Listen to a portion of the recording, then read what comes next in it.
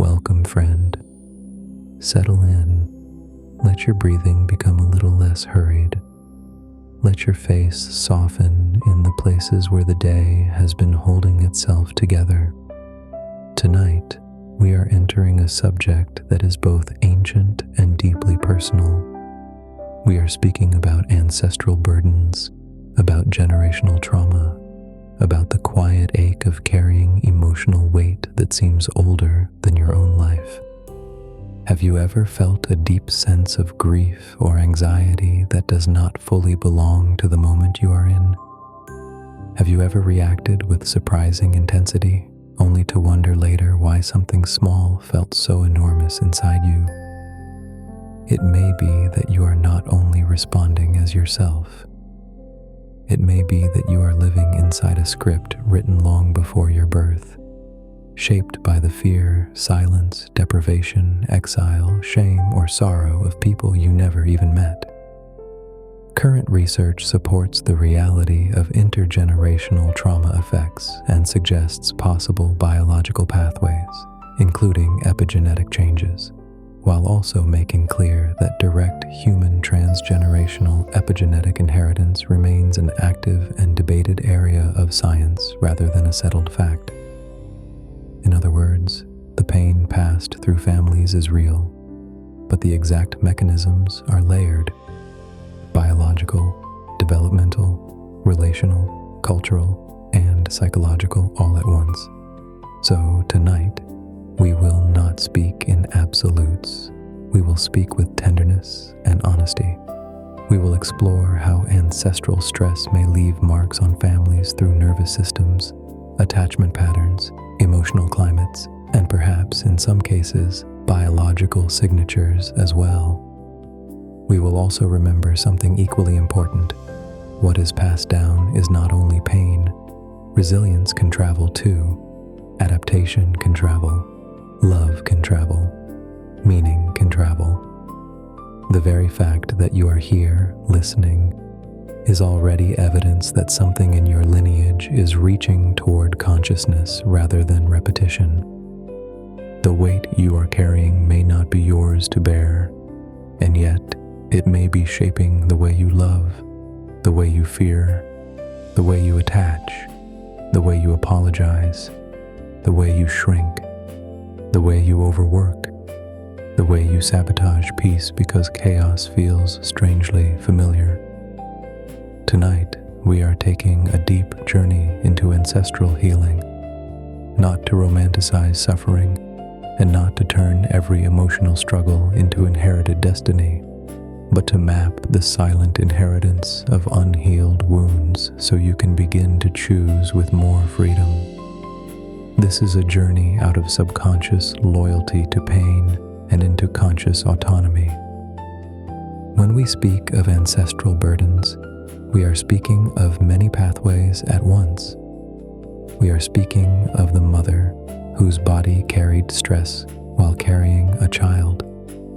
We are speaking of the father who learned that tenderness was dangerous and passed down distance instead of comfort.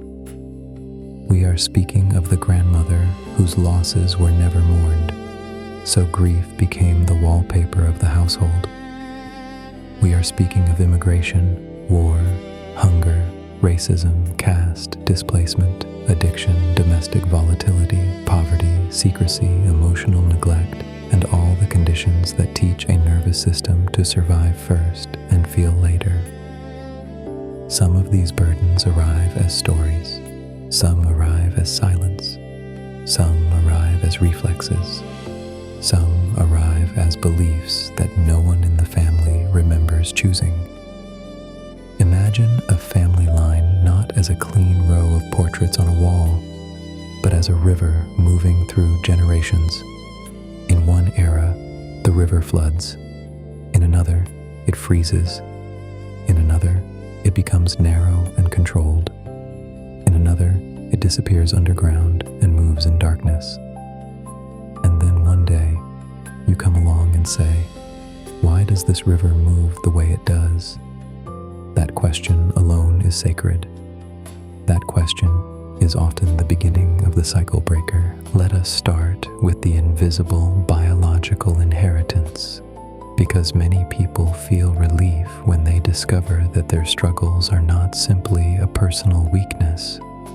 Researchers have found evidence that trauma and severe stress can be associated with changes in biological systems involved in stress regulation, including DNA methylation patterns connected to the HPA axis and other regulatory processes. Human data remain complex and sometimes contested, especially when trying to separate biology from environment and culture. But the broad picture is meaningful. Severe adversity can shape descendants through both lived family environments and potentially through biological pathways that science is still clarifying. What does that mean in the language of the heart? It means your body may be answering questions that were asked before you were born. It means you may have inherited a nervous system that is scanning for danger, because danger was once close to the people who made you. It means your startle response, your chronic guilt, your urgency, your distrust of ease, your suspicion of joy, your difficulty resting, your fear of abandonment, your strange familiarity with disappointment. These may not be random defects in your character. They may be adaptations shaped by family history. Think of the phantom triggers that enter your life. A delayed text feels like rejection. A closed door feels like punishment. Someone's irritation feels like catastrophe. Financial uncertainty feels like annihilation, even when you are not in immediate danger. Success feels unsafe. Rest feels irresponsible. Peace feels unfamiliar. These are not simply overreactions. They are echoes. They are the nervous system remembering conditions that may not be fully present now, but were present somewhere in the emotional architecture you came from. And here is where compassion becomes more useful than self-criticism. Because if your ancestors survived by becoming hypervigilant, then your anxiety may not be proof that you are broken. It may be proof that somewhere in your lineage, vigilance kept people alive. If your family survived by silence, then your difficulty expressing needs may not be weakness. It may be the continuation of a strategy that once reduced conflict. If your family survived by self-sacrifice, then your inability to prioritize yourself may not be selfishness gone wrong. It may be the inherited belief that love is earned through depletion. The problem is not that these strategies ever existed. The problem is that what once protected the family can become a prison for the individual. A survival mechanism that made sense in one generation can become psychological captivity in the next. Hypervigilance becomes anxiety. Silence becomes emotional isolation. Endurance becomes martyrdom. Frugality becomes scarcity panic. Loyalty becomes self-betrayal. This is why your personality traits may sometimes be inherited survival patterns in disguise. You may think you are just the responsible one, but underneath that identity is a terror of collapse. You may think you are just independent, but underneath that independence is a wound that decided no one would come. You may think you are just low maintenance, but underneath that quietness is a child who learned that needs made the room colder. You may think you are just ambitious, but underneath the striving is a lineage where worth was tied to labor, achievement, or usefulness. None of this means you are unreal. It means part of your identity may have been formed in conversation with pain that did not start with you. And now we come to a subtler idea, one that many people feel before they can explain it. subconscious loyalty. Subconscious loyalty is the hidden force that says, if I become too free, I will lose my belonging. If I become too healthy, I will separate from the family field. If I outgrow the struggle, who am I to those who still live inside it? This loyalty does not speak in clear language. It speaks through sabotage. You finally begin to succeed, and then you lose momentum for reasons you do not understand. You enter a healthy relationship and suddenly you become restless, suspicious, or emotionally unreachable. You begin setting boundaries and guilt arrives like a storm. You find peace and then create conflict because peace feels like disconnection from everything familiar. On the surface, it looks irrational. Beneath the surface, it is relational. It is a nervous system choosing belonging over freedom because belonging once mattered more than truth. Many people carry a hidden contract with their family system. I will not be happier than the people who raised me. I will not rest if they never got to rest. I will not let go of pain if pain is one of the last things that keeps me connected to them. This contract is rarely conscious, and because it is unconscious, it feels like identity rather than programming. So let us begin recognizing the script of silent loyalty. Look at the repetitive loops in your life, not to shame yourself, but to study them with reverence. What do you repeat when you are afraid? Do you overgive until resentment poisons your kindness? Do you disappear when intimacy deepens? Do you choose emotionally unavailable people because emotional hunger feels like home? Do you undercharge, underclaim, underspeak, underreceive? Do you clean up the emotional messes of everyone around you? Do you keep becoming the container, the rescuer, the translator, the emotional adult in every room? Sometimes these repetitive loops mirror unresolved tragedies from parents and grandparents. The daughter of a silenced mother may become a compulsive achiever because excellence feels safer than expression. The son of a humiliated father may become emotionally armored because tenderness unconsciously registers as exposure. The child of chaotic caregivers may become the family regulator, the one who anticipates everything, absorbs everyone's moods, and mistakes management for love. The descendant of poverty may sabotage abundance because money feels morally dangerous, spiritually suspicious, or relationally isolating. The child of war, migration, caste injury, or social humiliation may internalize a worldview in which safety is always temporary, comfort is always fragile, and joy must never be trusted too much. In many family systems, people are assigned archetypal roles without anyone naming them.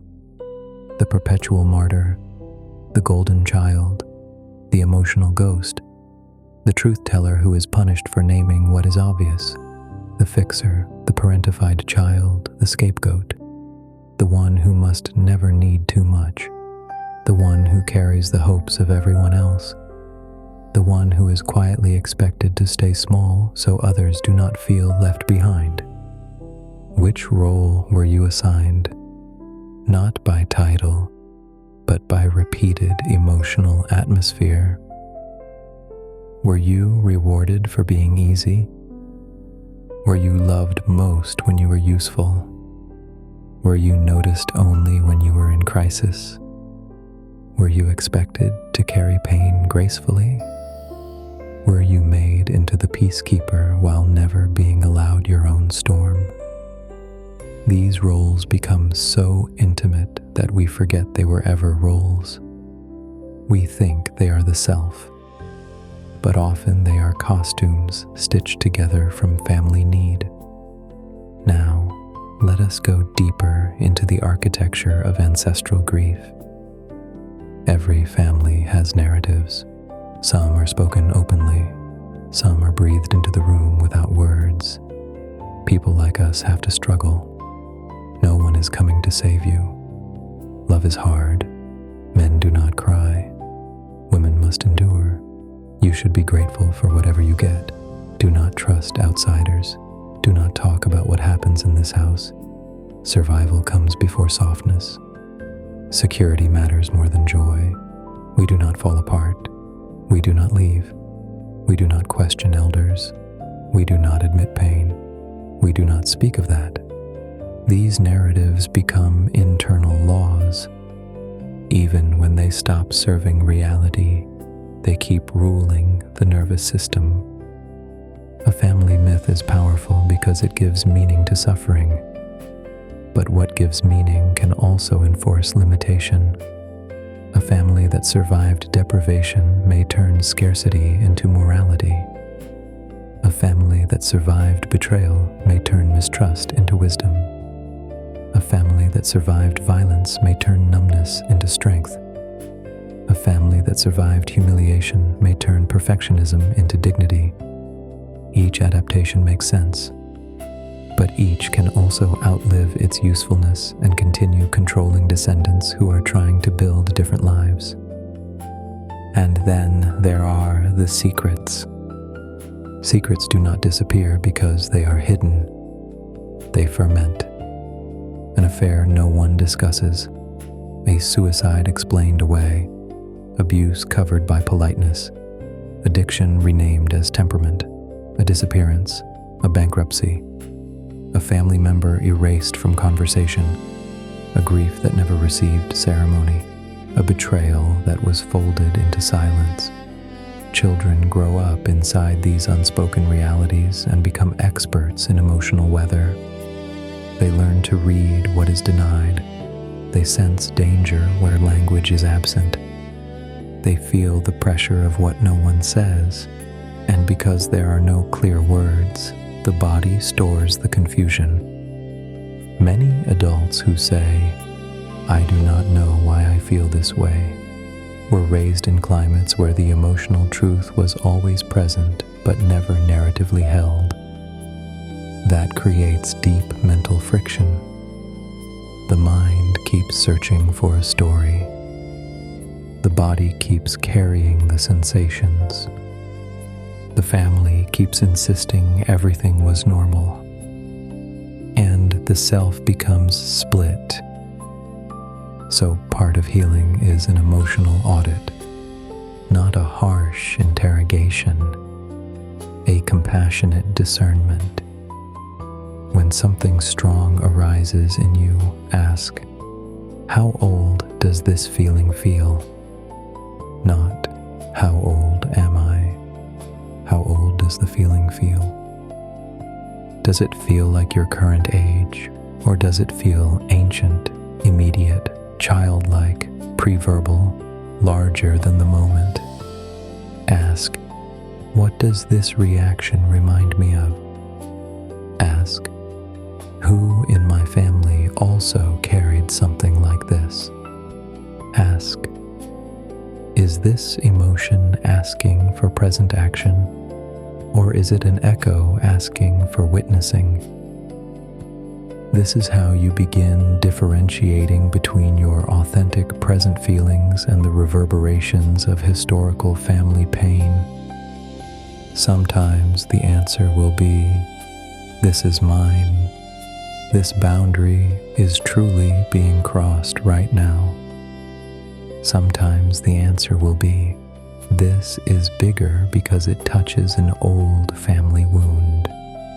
Sometimes the answer will be, part of this belongs to me, and part of it belongs to the field I was shaped by. That kind of discernment is freedom, because without discernment, Inherited pain feels like selfhood.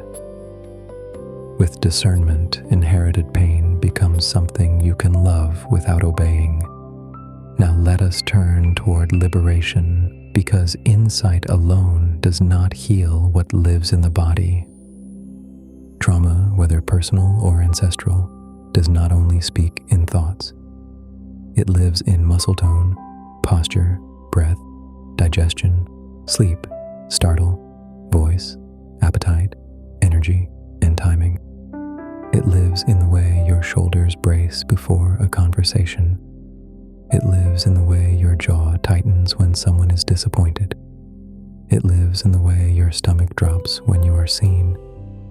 It lives in the way your body does not believe you are safe even when your mind knows you are. So one doorway into healing is somatic release. This does not need to be dramatic. It begins with listening. Sit quietly for a moment and ask your body, where am I holding the family? You may feel your throat, your chest, your belly, your hips, your spine. Place a hand there, not as a technician, but as a witness. Breathe slowly, lengthen the exhale. Feel the contact of your hand and the warmth of your own presence. Instead of demanding that sensation leave, say, you do not have to hold this alone anymore. Sometimes a sigh will come, sometimes tears, sometimes anger, sometimes trembling in the hands.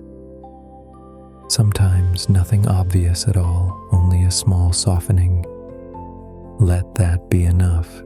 The body trusts gentleness more than force. You can also use movement.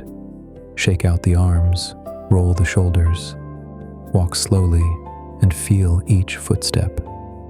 Press your feet into the ground and imagine the earth receiving what your nervous system no longer needs to grip. Hum softly to stimulate the vagal pathways involved in calming. Stretch the chest if your lineage taught you to cave inward. Unclench the jaw if your family lived on swallowed words. Place one hand on the heart and one on the lower belly if you need to remind the system that someone is here now and that someone is you. You may call this moving trapped ancestral energy. You may call it nervous system regulation. You may call it embodied prayer.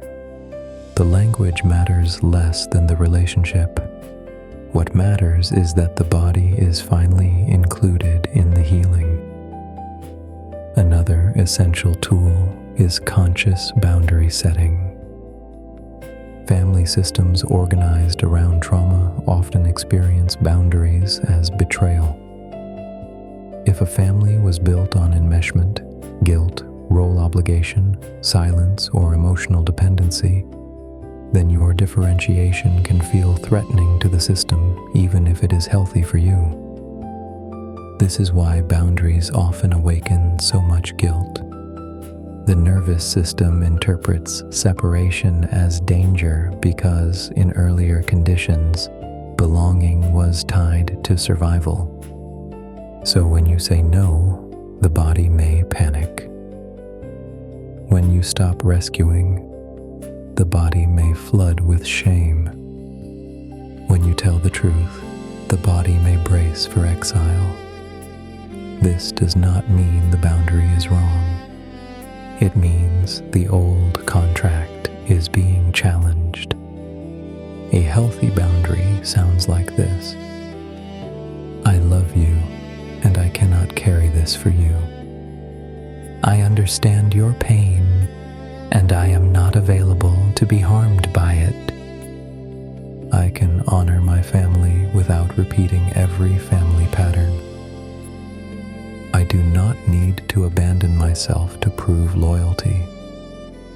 I am allowed to become someone my lineage has never seen before. Notice that these are not cruel sentences. They are sober sentences. They are adult sentences. They are the language of someone moving from fusion into sovereignty. And then there requires the rewriting of the internal script. This is where ancestral healing becomes practical and alive. A trigger happens, the old script appears, and for one breath, you do not follow it automatically. That is where history loosens. The old script says, appease. The new script says, pause. The old script says, hide. The new script says, tell the truth gently. The old script says, work harder so no one can reject you. The new script says, my worth is not a debt. The old script says, carry everyone. The new script says, compassion is not the same as self-erasure. The old script says, if I rest, something bad will happen. The new script says, rest is not negligence. Rest is repair. The old script says, I must stay emotionally loyal to suffering. The new script says, I can honor the pain of those before me without making pain my home. Rewriting the internal script is not done once. It is done through repetition, especially in ordinary moments. The nervous system believes what it practices. So each time you choose a new response, you are not merely being brave in the moment. You are laying down a new emotional pathway. Now let us move into the heart of the cycle breaker. The cycle breaker is often misunderstood as the strongest person in the family, but strength is not the deepest quality here. The deepest quality is willingness. The willingness to feel what others could not feel. The willingness to name what others could not name. The willingness to interrupt inherited reflexes. The willingness to disappoint old systems in order to protect truth. The willingness to grieve not only what happened, but what never happened, the comfort not given, the repair not made, the safety not known, the language not offered, the softness postponed for generations. The cycle breaker is not the family rebel in a shallow sense. The cycle breaker is a bridge being built under pressure. One foot still feels the pull of the old world. The other foot reaches toward a new one. This can be lonely work. Because when you stop playing the role assigned to you, others may not celebrate immediately. When you stop being the emotional sponge, people may call you cold. When you stop overperforming, people may say you changed. When you stop tolerating disrespect, people may accuse you of becoming difficult. When you begin thriving, some may experience your freedom as a mirror they did not ask for. So the cycle breaker must learn a quieter source of validation, not applause, alignment. You begin asking, does this choice make me more honest, more whole, more available for real love? Not, will everyone approve? And something beautiful happens when this work continues long enough. You stop relating to yourself as the damaged descendant of a burdened lineage and begin relating to yourself as the turning point, not the end point of pain alone, but the beginning of a different inheritance. Because future generations, whether literal children, students, communities, nephews, nieces, clients, art, relationships, or anyone touched by your healed presence, will receive something from the work you do now. If you learn to regulate instead of explode, someone after you may grow up with less fear. If you learn to speak truth kindly, Someone after you may never have to become a mind reader for safety. If you choose a loving partner instead of a familiar wound, someone after you may experience steadiness as normal. If you honor rest, someone after you may not inherit exhaustion as morality. If you grieve openly, someone after you may not have to store sadness in the body for decades. If you teach a child that feelings are allowed, the emotional weather of an entire branch of the family tree can change. Healing is never only personal. Even when done privately, it alters the field. And because this work is so deep, it needs ritual. A daily ritual of reclamation does not need incense or elaborate ceremony, though it can. It needs consistency more than drama. Begin the day with one hand on your heart and one on your belly. Before the phone, before the world, whisper, "I return myself to myself." Breathe slowly. Feel the bed beneath you. Let your body know that this day does not belong to old fear by default. Then ask, what is mine to carry today and what is not? You may not get a poetic answer. You may simply feel a little more space. At night, place your hands over the places that worked hardest to survive. The jaw, the chest, the stomach. Thank them, not because their methods were perfect, but because they tried to protect you. Then say, "You can rest. I am here now." Keep a journal for inherited scripts. When you notice a recurring fear, write the fear down, then write the possible family message underneath it. Fear. If I speak honestly, I will lose love. Possible family message. Truth causes rupture. Fear. If I succeed, I will be resented. Possible family message. Visibility is dangerous. Fear. If I stop helping, I become selfish.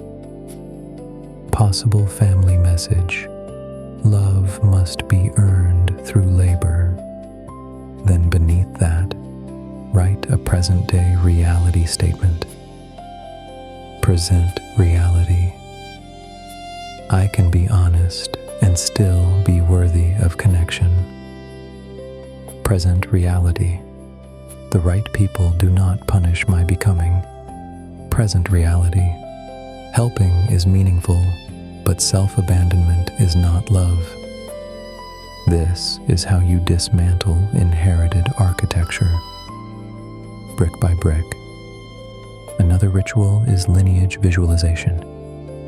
Imagine those who came before you standing behind you. You do not need to idealize them. You do not need to condemn them.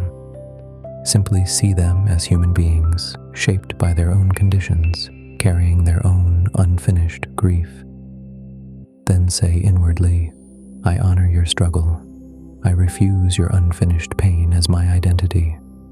I will carry forward what is wise and release what is wounding." This is not disrespect. This is mature love. Mature love does not confuse repetition with reverence, and because the work can become heavy, let us remember joy. Ancestral healing is not only about excavating pain, it is also about recovering forbidden aliveness. If your lineage survived by caution, your laughter may be medicine. If your family distrusted ease, your pleasure may be rebellion in the holiest sense.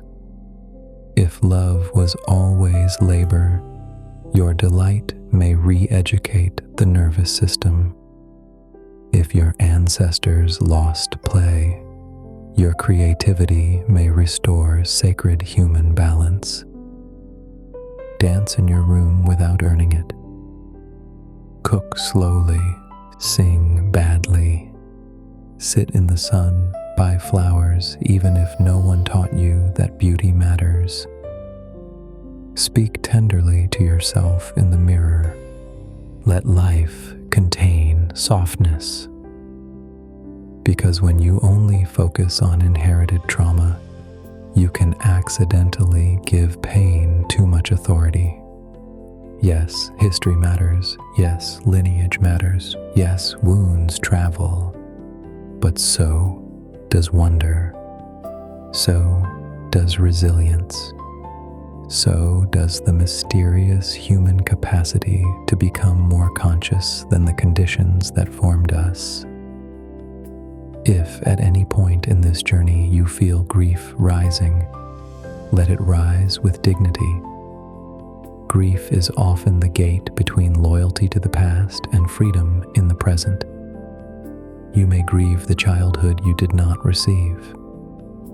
You may grieve the tenderness your parents never knew how to offer because no one offered it to them. You may grieve the generations of women who could not rest, the generations of men who could not cry, the generations of children who learned to adapt before they learned to play. Let that grief come cleanly. It does not mean you are drowning. It may mean you are thawing. And now, let us gather all of this into a final inner movement. Imagine yourself standing at the threshold of a great old house. This house is your lineage. Inside it are many rooms. Some hold love. Some hold sacrifice. Some hold silence. Some hold fear. Some hold meals, songs, stories, hands that worked hard, bodies that endured, prayers whispered in darkness, promises made under impossible conditions. Some rooms hold the architecture of trauma. Some hold the architecture of survival. You walk through the house slowly, not as a child trapped inside it, but as an adult witness. You open one room and find scarcity. You bow to it and say, "Thank you for helping people endure. You do not need to govern my every choice now." You open another room and find silence. You say, "I understand why words were dangerous here. I am learning a different language." You open another room and find shame. You say, "I know you were used to control behavior and preserve belonging. You will not be my compass anymore." You open another room and find loyalty. This one is tricky because loyalty looks noble, but you kneel in front of it and ask, "Loyal to what? To love or to pain?" And suddenly the room changes.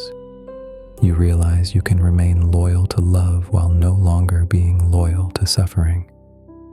This is the great untangling. Then you walk to the back of the house and open a door no one has used in a very long time. The air outside is clear. There is open land. There is sky. There is room for a new way of being. And standing at that doorway, you understand something simple and life-changing. Honoring the past does not require living inside it. You step through, not angrily, not theatrically, not with contempt. With gravity, with gentleness, with sovereignty, you turn once more toward the house and say, "What was sacred, I carry. What was harmful, I release. What was unfinished, I will no longer become." Then you face the horizon of your own life. Perhaps there are children there someday. Perhaps there are none. Perhaps there are students, friends, lovers, communities, creations, people who will be shaped by the quality of your presence. You do not need to know the full future. You only need to know that every healed response becomes part of the emotional climate you create. A softer voice, a truer number, a calmer nervous system, a more honest apology. a refusal to mock vulnerability, a decision to rest, a relationship chosen for steadiness rather than reenactment, a life no longer organized around inherited panic. This is how lineages change, not all at once, but in living rooms, in phone calls, in therapy rooms, in marriages, in journals, in bedrooms where someone finally sleeps without bracing, in kitchens where children are allowed feelings, in bodies that begin to understand that safety is possible now. So if you have felt like a shadow of your family's history, let this be the night you begin stepping into form, not by denying where you came from, by becoming conscious of it, not by hating your ancestors, by refusing to let their unprocessed pain write the whole script, not by forcing yourself to transcend, by learning slowly and lovingly how to tell the difference between memory and destiny. You are allowed to become a person your lineage has never known. You are allowed to be peaceful in a family that normalized turmoil. You are allowed to be emotionally literate in a lineage that survived through silence. You are allowed to be well-rested in a lineage that worshipped exhaustion. You are allowed to love without disappearing. You are allowed to succeed without apology. You are allowed to belong without bleeding for it. You are allowed to keep the wisdom and release the wound. And when the old loyalty rises again, as it sometimes will, place a hand on your heart and say, I can love where I came from without living the same life. That sentence alone can open a door. Let it open slowly. Let it open honestly. Let it open enough for one new breath, one new response, one new day. This is how the heavy architecture of family trauma begins to loosen. This is how ingrained survival patterns are replaced by conscious choice. This is how ancestral grief is honored without becoming your permanent address. This is how a lineage is liberated, not by perfection, but by one person becoming willing to feel, to see, to grieve, to choose, and to remain gentle while doing all of it. That person may be you. And if it is, then tonight, just for tonight, let yourself feel the quiet dignity of that. Not pressure, not performance. Dignity. You are not betraying the past by healing. You are completing something. You are allowing love to become wiser than fear. You are allowing truth to become stronger than silence. You are allowing your life to be shaped by presence rather than inheritance alone. And that is holy work. Take that with you into the rest of your evening, into your sleep, into the next conversation where you choose honesty over role, into the next moment when your body tightens and you answer it with tenderness instead of contempt, into the next decision where you ask, is this my voice or an old echo? Into the next boundary, into the next breath, into the next generation of your own becoming. This was Heyoka Therapy. If this message resonated, let it sit in your heart tonight. We'll meet again in the next session.